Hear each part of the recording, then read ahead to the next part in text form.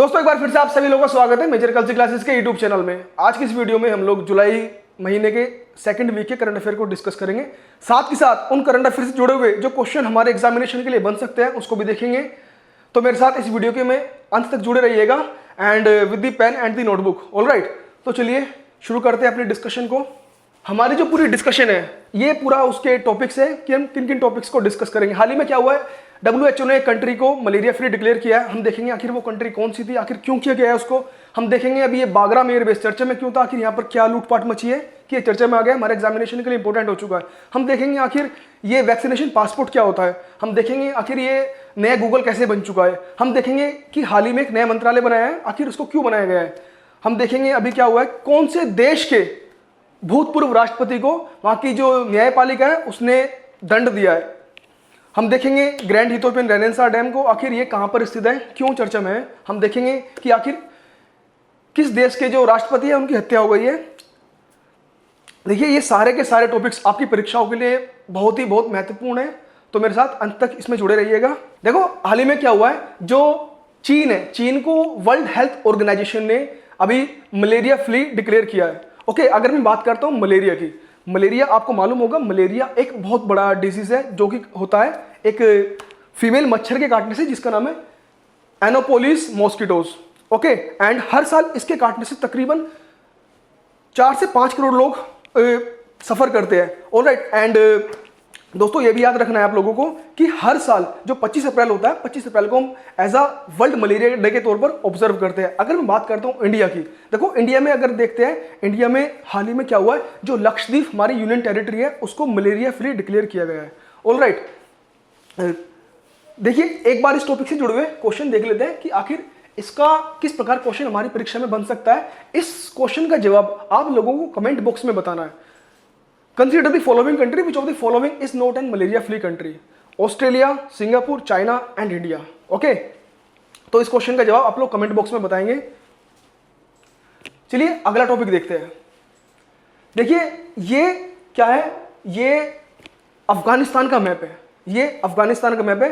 अफगानिस्तान की जो राजधानी है उसका नाम है काबुल। आपको मालूम होगा कि 2001 में क्या होता है, 2001 में यूएसए में न्यूयॉर्क में अटैक होता है और उस अटैक में जो संस्था रेस्पॉन्सिबल मानी गई थी वो थी अलकायदा। अब क्या होता है कि 2001 वो संस्था रेस्पॉन्सिबल थी किसके लिए, 9/11 अटैक के लिए। और वो जो संस्था थी उसका जो लीडर था जिसका नाम था ओसामा बिन लादेन, वह अफगानिस्तान में छिपा हुआ था। उस समय अफगानिस्तान में जो सरकार थी वो सरकार थी तालिबान की सरकार। तो यूएसए मांगता है तालिबान से कि भाई हमको लादेन को वापस दे दो, हमको लादेन को हमारे हाथ में दे दो। तालिबान की सरकार मना कर देती है, तालिबान की सरकार नहीं डिनाई कर देती है। उसके बाद क्या होता है, America war on terror start करता है, तालिबान की सरकार को गिराता है और उसके बाद से ही अफगानिस्तान में यूएसए के ट्रूप्स इन्वॉल्व थे।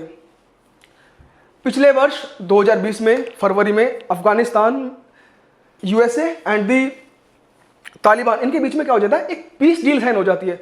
उस पीस डील में क्या होता है कि यूएसए अपने जो पूरे ट्रूप्स है यहां से अफगानिस्तान से, वो कहता है कि भाई 9/11 2021 से पहले मैं अपने पूरे ट्रूप्स इस देश से बाहर निकाल लूंगा। ओके, एंड जो उसका लास्ट स्टेशन था जिस एयरबेस पे वो रुके हुए थे उसके ट्रूप्स यूएसए के, वो था बागराम एयरबेस। ये वाला एयरबेस जो कि आप देख पा रहे हो, ये बागराम एयरबेस पे यूएसए के ट्रूप्स वगैरह रुके हुए थे। अभी क्या हुआ है, यूएसए के पूरे ट्रूप्स, यहाँ की जो अथॉरिटी थी इनको विदाउट इन्फॉर्मिंग, यहाँ की अथॉरिटी को विदाउट इन्फॉर्मिंग यहाँ से चले गए। चूंकि वो इनको बिना विदाउट इन्फॉर्म करके गए हैं, तो क्या हुआ है कि यहाँ के जो लोकल लोग थे, लोकल लोगों ने यहाँ पर चोरी चकारी कर ली है, जिसकी वजह से चर्चा में आया है। तो हमारी परीक्षा के लिए काफी महत्वपूर्ण है। आपसे पूछ सकता है कि जो बागराम एयरबेस है ये कहां पर लोकेटेड है। ओके, ये जो एयरबेस है ये अफगानिस्तान में लोकेटेड है। चर्चा में क्यों आया था, क्योंकि यहाँ से अफगानिस्तान जो अमेरिका की फोर्सेस यहाँ से जा चुकी है एंड जो यहाँ के लोकल लोग थे उन्होंने यहाँ पर लूटखाट मचाई है, जिसकी वजह से पूरा चर्चा में था।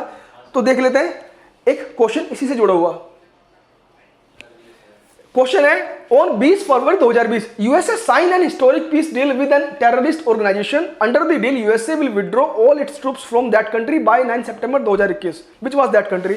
इस क्वेश्चन में पूछा गया है कि 2020 में फरवरी के महीने में यूएसए ने एक हिस्टोरिक पीस डील साइन की थी जिसमें क्या करेगा, वो अपने ट्रूप्स को विड्रॉ कर लेगा। आपको यह बताना है आखिर वो जो ट्रूप्स का विड्रॉल होगा वो कौन से देश से होगा? इराक से होगा, सीरिया से होगा, यमन से होगा, अफगानिस्तान से होगा। तो चलिए नेक्स्ट टॉपिक देखते हैं डिस्कशन का। देखिए अभी क्या हुआ है कि जो यूरोपियन यूनियन है, यूरोपियन यूनियन ने क्या कर दिया है कि यूरोपियन यूनियन के जितने भी देश हैं उन देशों में अगर किसी को भी ट्रैवल करना है तो उनको वैक्सीनेटेड होना बहुत जरूरी है। इसके अलावा वो कौन सी वैक्सीन ले सकते हैं? वो लोग ले सकते हैं वैक्सीन जैसे कि Pfizer, Johnson and Johnson, Moderna and AstraZeneca Europe. अगर उन लोगों ने इन चारों में से किसी एक वैक्सीन को भी लगवाया है तो वो लोग यूरोपियन यूनियन के देशों में ट्रैवल करने के लिए एलिजिबल है। ऑलराइट, तो इसी वजह से ये पूरा का पूरा टॉपिक चर्चा में आया था। देखो जो WHO है, WHO का मानना ये है कि भाई जो वैक्सीन पासपोर्ट है, इसी को वैक्सीन पासपोर्ट बोला गया है कि अगर आप लोग वैक्सीनेटेड हो तो आप लोग यूरोपियन यूनियन के देशों में क्या कर सकते हो? ट्रेवल कर सकते हो।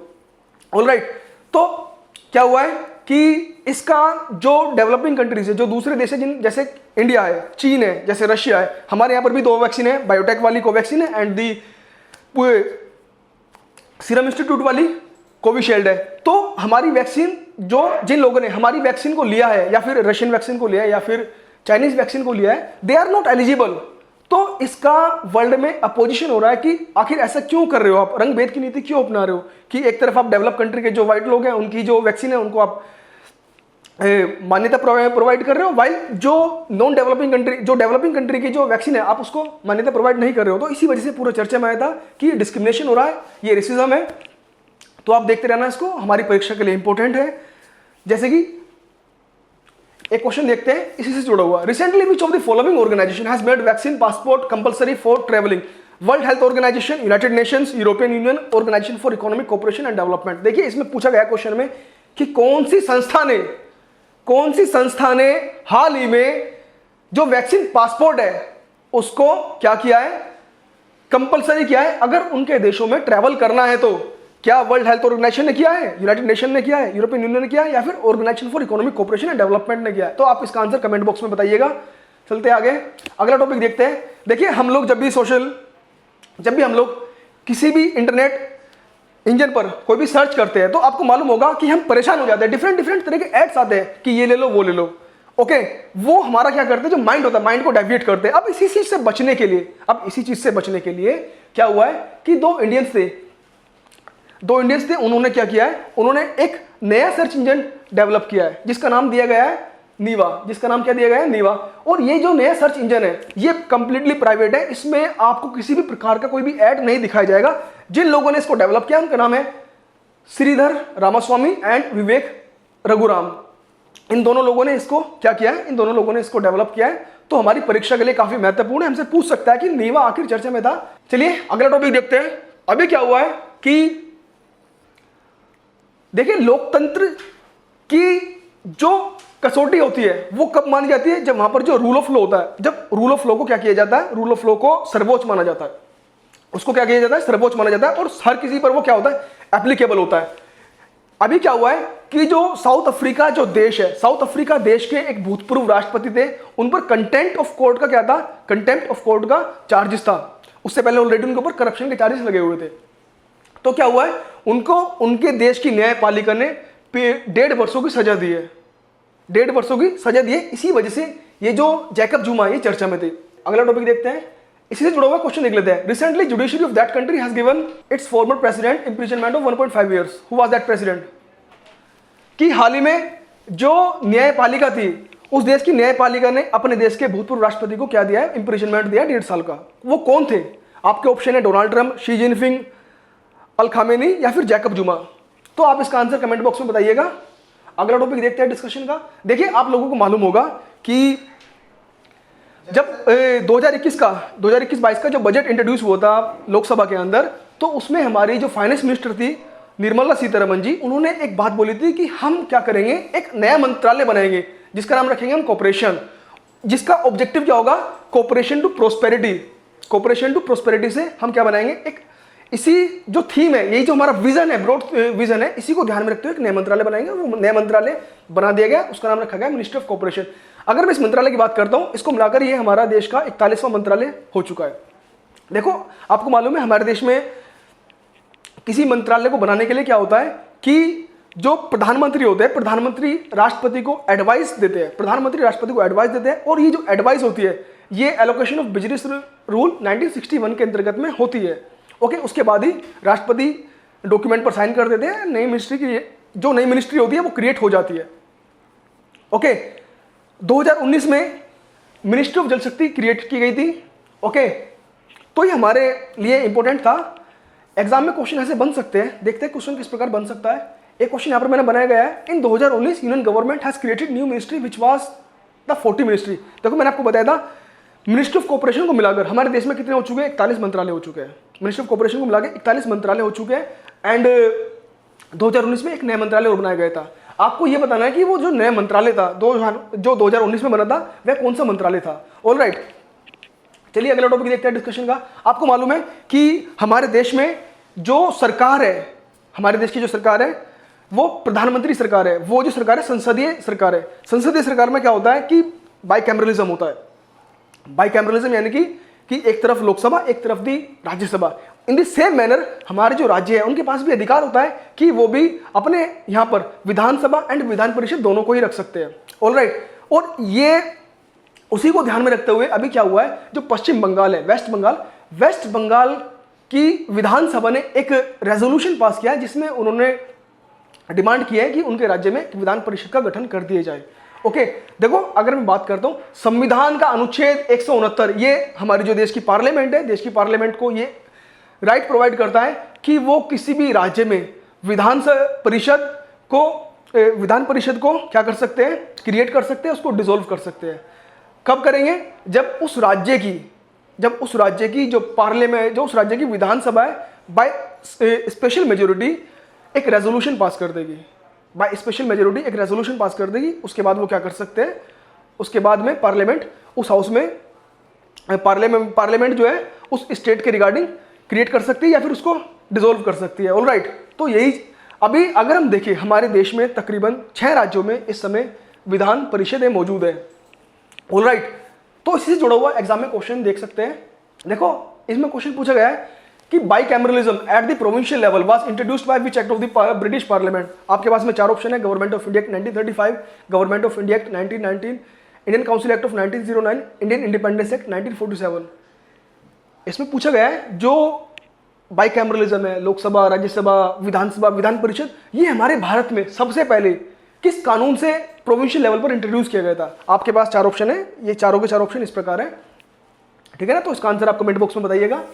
देखो अभी क्या हुआ है कि ये मैप देखिए आप, ये अफ्रीका का मैप है, यहाँ पर ये अफ्रीका का मैप है, और इसी मैप का यहाँ पर क्या है, ये पूरा जूम आउट है।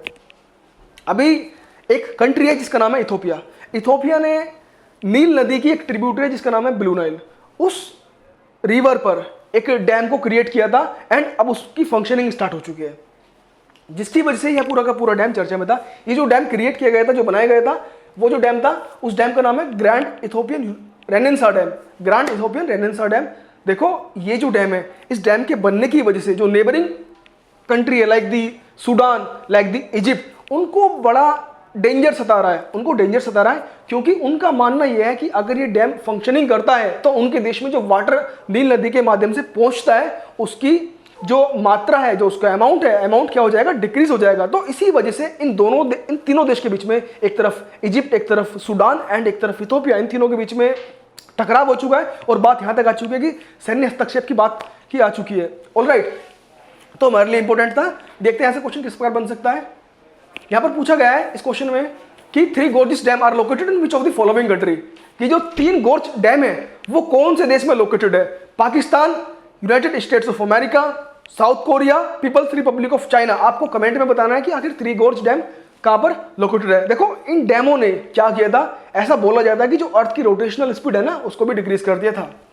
ऑलराइट, देखिए किसी भी देश के लिए सबसे ज्यादा शर्मनाक, इससे ज्यादा शर्मनाक कुछ नहीं हो सकता है कि उस देश के जो राष्ट्रपति है, उस देश के जो लीडर है, उनकी हत्या कर दी जाए। अभी ऐसा ही कुछ हुआ है। एक कैरिबियन देश जिसका नाम है हैती, उस देश के जो राष्ट्रपति है, उस देश के राष्ट्रपति की वहां की भीड़ के द्वारा गोली मारकर हत्या कर दी गई है।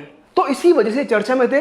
ये जो कंट्री है ये कैरिबियन सी में लोकेटेड है। इसके जो नेबरिंग कंट्री है, इसकी neighbouring country like the Cuba and the dominion Republic, ये इसकी नेबरिंग कंट्री है।